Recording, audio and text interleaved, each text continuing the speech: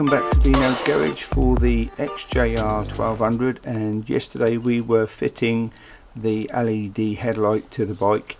Now just coming back to this morning, and as I explained, I utilised the original clips off the back of the old glass light, and those are the 3 wire clips.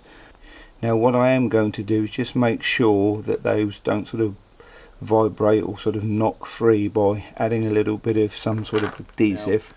This is obviously the original wiring loom off the back of the new light, and this is the sort of daylight running lights. I never normally use those, I just normally put my lights straight onto full, and yeah, this also works, but with this halo, the halo's in orange because you can wire it for indicators, but I'll show you what it looks like in halo is wired up to the daytime running light, so you could obviously ride it like that during the day. I do have those tiny little LED indicators that also run as daytime, which obviously when it starts getting into dusk, they show up quite well.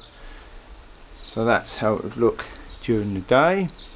That's the original wiring there, and then I've just snipped them, used spades, connected the spades.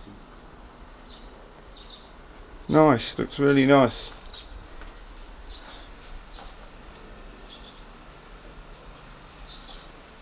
Don't think the camera really picks up the light quite as well as I see it in reality, especially the orange of the halo.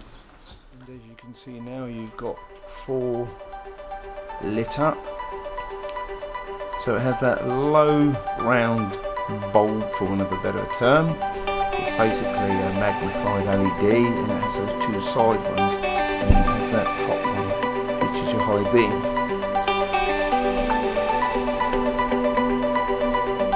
But that is a 7-inch standard XJR light fitting, and it just goes straight in there. Thanks for watching Dino's Garage.